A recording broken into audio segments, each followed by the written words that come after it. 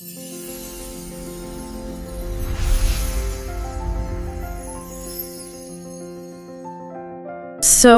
what if the absolute biggest hurdle to your next career promotion isn't the economy or, your toxic boss or even your resume? Right. What if the only thing crashing your career right now is the operating system quietly running inside your own head? Yeah, it's a huge question. It really is. Welcome to the deep dive. Our mission today is to explore this really profound and honestly kind of challenging premise for you. The idea that your internal thoughts, like that quiet, constant hum of your internal monologue, directly dictate your external reality. It is. I mean, it's a massive shift in how we usually, view professional growth. Yeah. We're spending our time today unpacking a single, really highly focused source that serves as a strategic guide for this exact concept. And what is that source? It's Joseph Murphy's classic book, Putting the Power of Your Subconscious Mind to Work.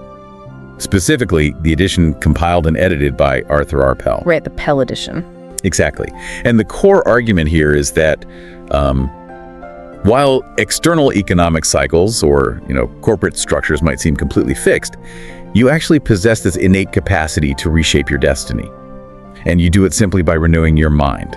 Okay, let's unpack this. Because to really grasp the mechanics of what Murphy is arguing, I feel like we need a solid baseline. Absolutely. So think of your conscious mind as like a computer programmer sitting at the keyboard, actively typing away, right? Right, entering the code. Exactly. Your subconscious mind then is the computer's hard drive and operating system. It just quietly runs in the background. It executes whatever code the programmer inputs. It just does what it's told. Yeah. So if you, the programmer, keep inadvertently downloading malware, in the form of everyday negative thoughts or fears and complaints, that background system becomes deeply corrupted over time. Oh, yeah? And then when you eventually try to open a heavy, demanding program called career advancement, the whole system just freezes up and crashes. That is a perfect way to look at it. Because the mechanism of that subconscious hard drive is, it's fascinating. Yeah. It's entirely passive. And it's completely non-judgmental. Meaning it doesn't, argue with you. Right. It doesn't filter or critique the data you give it at all. It accepts whatever beliefs or impressions or opinions your conscious mind feeds it as absolute fact. Wow. Okay. So if you feed it a persistent belief that you're unqualified or, that your department is just a dead end, your subconscious doesn't say, hey, wait, you're actually really smart. Right. It just takes it. It simply records that as the truth. And then it immediately begins shaping your perception and your reality to match that input. It just takes the raw data and says, all right, well, I guess this is our reality now. Exactly. And what stands out in this text is the specific type of malware most of us are downloading on a daily basis. Yeah, it's not what you'd think. Right. It isn't necessarily some massive paralyzing phobia. It is subtle, everyday workplace fear. The little things. The little things, like the fear of displeasing a micromanaging boss, or the fear of that one rival in the office who, always seems to take credit for your work. We all know that person. Oh, definitely. Or it's just a general exhausting anxiety about bureaucratic red tape holding you back. And over time, those habitual low-level fears create incredibly deep grooves in your subconscious. Yeah. Murphy uses a very stark phrase to describe this. He says, character is destiny. Character is destiny. That's heavy. It is, because we tend to think of character as this immutable fixed trait you're simply born with, like your eye color. Right, you just are who you are. But the argument here is that your character is actually just the sum total of your habitual thoughts and spiritual values. Oh, I see. Yeah, so if your habitual thoughts are harmonious and confident and constructive, your destiny reflects that outward expansion. But if they're negative? Right. If your habitual thoughts are steeped in fear and worry and, workplace resentment, your destiny will inevitably reflect limitation and frustration. But hold on, let me push back on this for a second. Sure. Because if someone listening works in a genuinely toxic office with a boss who actively micromanages them, or maybe the company bureaucracy is objectively, demonstrably terrible. Very common scenario. Extremely common. Telling them to just think positive sounds like a recipe for getting walked all over. I mean, does Murphy expect people to just put on blinders and pretend the toxicity doesn't exist? No, not at all. What's fascinating here is the distinction being made isn't about ignoring reality.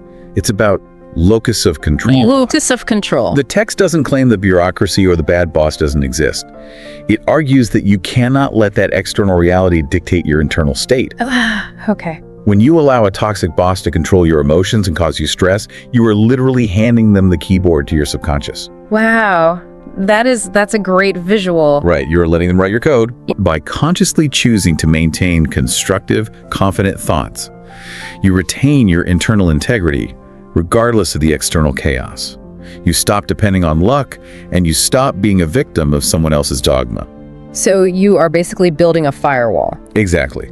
A mental firewall. You acknowledge the malware is out there, you see it, but you refuse to let it install on your machine. Precisely. But that brings us to a huge practical friction point, I think. Which is? If our subconscious is this passive recording machine, right? And right now, today, it is currently full of bad code. Yeah, a lot of us are starting there. Full of those complaints about the red tape, full of anxiety about the economy. How do we actually clear it out? I mean, we can't just highlight everything and hit delete, can we? We can't, because the human mind abhors a vacuum. Okay. This brings us to a really crucial mechanical concept in the text. It's called the law of substitution. The law of substitution. Yeah, you cannot simply decide to, quote, stop worrying.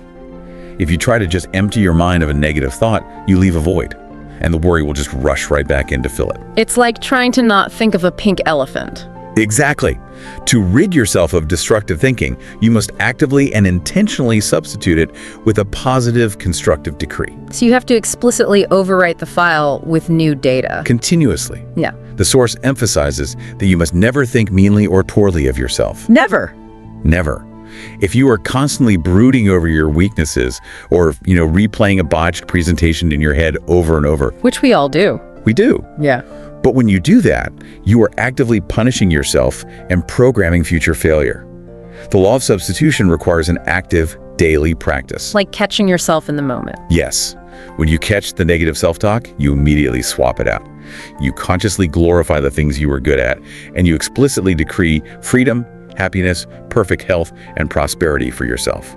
Here's where it gets really interesting, though, because there's a demand the author makes here that is actually incredibly uncomfortable when you really think about the implications. Oh, absolutely. He says that to become the person you want to be, you must be willing to give up the person you now are. Which is much harder than it sounds. Way harder. On the surface, that sounds like a great motivational poster, right? Right. But what it actually demands is that you give up your grudges. Yep. You have to give up your pet peeves. You have to give up your self-condemnation. And the truth is, we get so comfortable playing the victim in our own career narrative. We do. It's safe.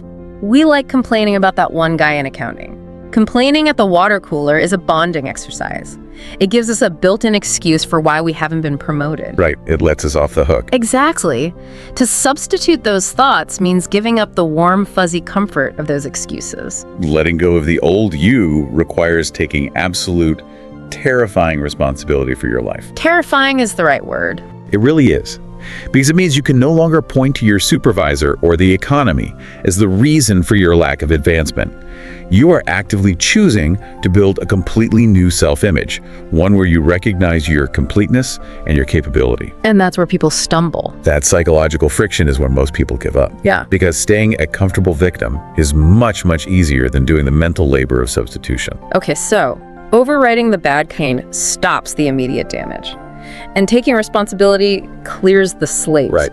But a blank hard drive doesn't automatically get you a corner office. The subconscious now needs a destination. We have to, set the GPS. Yes, and setting that direction starts with establishing a definitive goal. The rule outlined here is that you must give to receive. Give to receive. What does that mean in this context? In a mental context, it means you must give focused attention and energy to your ideals so that your deeper subconscious mind can rally to back you up. Without a clear destination, your subconscious will just idle. And the fuel for reaching that destination, according to the book, is sustained imagination. Key word being sustained. Right. Not just a passing daydream while you're, stuck in traffic, but sustained, vivid imagination. Yes. Murphy uses a really stark, contrasting example that drives this home. He points out that if you constantly imagine yourself as a bum, jumping trains as a hobo. Just living on the streets? Yeah, eventually you will align your life to become a hobo. Conversely, if you vividly imagine yourself as a great actor, standing on a stage, moving an audience to tears with the beauty of Shakespeare, you will begin to embody that success. Your subconscious will literally align your micro actions to match that dominant image. It's amazing, and there's a biological analogy used in the text for this transfer of information: osmosis. Osmosis, right? We know osmosis as the gradual passing of a substance through a membrane. By living in a mental atmosphere of success, by sustaining that positive imagination, those ideas gradually sink down by osmosis from the conscious to the subconscious. It's a soaking in. Yeah. It isn't a magic spell you cast in one afternoon. It is a gradual seeping in, day after day, until those ideas become firm, unshakable convictions. And once an idea becomes a firm conviction in the subconscious, your internal limitations begin to disintegrate. You just see things differently. You acquire a fundamentally new awareness of what is possible for your career. You stop seeing roadblocks and you start seeing stepping stones. But let's bring this out of the internal mind and into the boardroom. Okay, let's do it. Having a clear internal goal and letting it sink in via osmosis is great for the individual. It builds self-confidence. But a career exists in a highly complex, highly social environment. With other people. Exactly, other people with their own subroutines. How does an internal mental shift actually affect the external workplace, like the coworkers or the boss who controls the budget? This is where the strategic application of these concepts becomes incredibly powerful. The text introduces laws of the mind that Murphy claims are as exact and reliable as the laws of physics or chemistry. Like actual laws. Yes.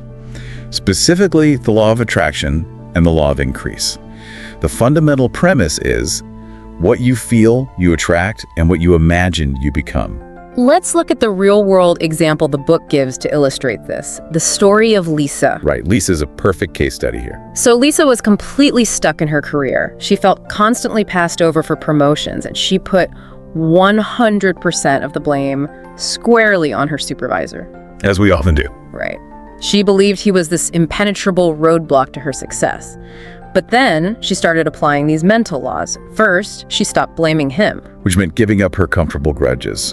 The old her. Exactly. Then she used the law of substitution. She began internally affirming, what was it? Promotion is mine, advancement is mine. Promotion is mine, advancement is mine. Yes. And if we break down the mechanics of Lisa's situation, we see how the internal alters the external. How so? Well, it wasn't that she chanted a phrase and a promotion magically materialized on her desk out of thin air. Right, no magic spells. That internal shift, the firm conviction that advancement was already hers, caused a massive change in her external behavior. Think about how resentment manifests in an office. When Lisa blamed her boss, she likely gave short answers, avoided eye contact, did the bare minimum required. Classic passive-aggressive office behavior. Exactly. But once she held the conviction of success, her posture changed. Her tone of voice shifted. She started anticipating needs instead of just reacting to them. Her work actually improved. Yes, she stopped projecting resentment, which meant her boss stopped feeling that resentment. Her internal conviction literally forced a new external reality, making her undeniable, and eventually she got the promotion. She changed the internal programming, the system ran flawlessly, and the external environment basically had no choice but to adapt to the new output. That's it exactly. And that brings us to the law of increase, which is absolutely vital to making this work, right? It is. The law of increase dictates that whatever you praise and give attention to multiplies in your life. Yes. If you constantly give attention to how terrible the bureaucracy is, the friction of that bureaucracy will multiply in your daily experience. You'll just see it everywhere. Right. Conversely, if you praise and focus on growth, opportunity, and collaboration, those elements will multiply. And combining the law of increase with the law of attraction leads to a piece of advice in this book that is, honestly, it's incredibly counterintuitive. Oh, I know what you're going to say. If you are competing for a promotion, your baseline instinct is to hope your rival messes up their presentation, right? Of course. You want them to fail so you look better. But Murphy says no. To truly harness the law of attraction, you must actively radiate riches, goodwill, and advancement to everyone around you. Everyone. You must mentally wish success for your boss, the foreman, your associates, the customers, and yes, even your rivals. And if we connect this to the bigger picture, the reasoning behind this goes right back to the very nature of the subconscious mind. How so? The subconscious does not distinguish between you and the other person. Wait, really? Really, it doesn't know the difference between their success and my success. It acts kind of like a tuning fork. Okay. If you are radiating genuine goodwill and visualizing success for a colleague, your subconscious simply records the vibration of success and abundance as your dominant state. Oh, wow. But if you are secretly hoping they fail, your subconscious records failure and lack as your dominant state, and it begins attracting that to you. That is a wild mechanism to try and wrap your head around. Wishing someone else fails literally programs your own mind for failure. It does. Furthermore, the source emphasizes the immense strategic value of developing true empathy. Empathy in what sense? It's defined here not just as hearing what others say, but truly feeling what they feel when they say it. When you combine that deep empathy with genuine enthusiasm, it acts as a massive multiplier for your personal power. It's like you become magnetic. Exactly. When you radiate authentic goodwill and enthusiasm, people instinctively respond to it positively. They want to work with you. They want to promote you. You become a magnet for opportunity simply because of the acoustic resonance of your attitude. The ultimate takeaway here is incredibly liberating, especially for anyone listening who feels, completely trapped right now. Absolutely. The book points out that even if you are currently in a job with rigid wage standards, or a strict union scale, or seemingly zero room for advancement, you are not permanently stuck. Not at all. By radiating this goodwill, by using the law of increase to praise the good in your current role, and by holding on to your vision, you transform a dead-end job into merely a stepping stone to your triumph. A stepping stone. I love that phrasing. Right. You continue doing your absolute best where you are, but your mental atmosphere becomes so expansive that a new door of opportunity simply has to open for you, whether it's an unexpected pivot within that company or an entirely new path somewhere else. You cease to be a passive victim of your corporate circumstances, and you step into the role of the architect of your future. So let's synthesize this journey we've been on. Let's do it. We started by identifying that your subconscious is a passive, non-judgmental recording machine. For years, you might have been inadvertently feeding it the malware of fear, workplace anxiety, and petty grievances. A lot of us have. But by actively taking responsibility and using the law of substitution, you can clear out that bad data. You replace the fear with daily conscious decrees of your own worth and capability. Right. Then you give that newly optimized machine a clear destination through sustained imagination, letting the image of your success sink in through mental osmosis until your brain starts automatically spotting the opportunities. Spotting them everywhere. Everywhere. And finally, by employing the law of increase and the law of attraction, by radiating genuine goodwill and enthusiasm to everyone in your office, you can literally think your way past bureaucratic red tape and rigid structures. It's a complete paradigm shift. It really is. So, what does this all mean for you? It means that you are the captain of your soul. You are the master of your fate. You don't need to wait for HR to notice your hard work. No, you don't. You don't need to wait for the broader economy to turn around or for your micromanaging boss to finally retire. You possess the innate, built-in capacity to reshape your career trajectory right now, today, simply by renewing your mind and taking control of the code you are writing. It is a profound mandate for personal responsibility. And before we wrap up, this entire discussion raises a final, much larger question to consider. What's that? We have spent this deep dive analyzing the individual mind, right? And how one person's internal programming alters their reality. Yeah. But if the subconscious mind is a perfect recording machine that brings our dominant thoughts into reality, what happens when an entire organization shares a collective subconscious belief? Think about your own company. Could an entire corporation be actively manifesting its own failure or its own massive success simply through the casual water cooler complaints, the shared industry anxieties, or the collective enthusiasms of its employees? That's wild to think about. If one person's negative code can crash their individual career, what does a sprawling network of negative code do to the destiny of a whole company? That is a chilling, but an entirely logical extension of the mechanics we've explored today. Yeah. The next time you find yourself in the break room casually downloading someone else's complaints about the management team, ask yourself, is this the code I want running in my background? Protect your mind. Protect your mind. Keep your programming clean. Thanks for joining us on this deep dive, and we will catch you next time.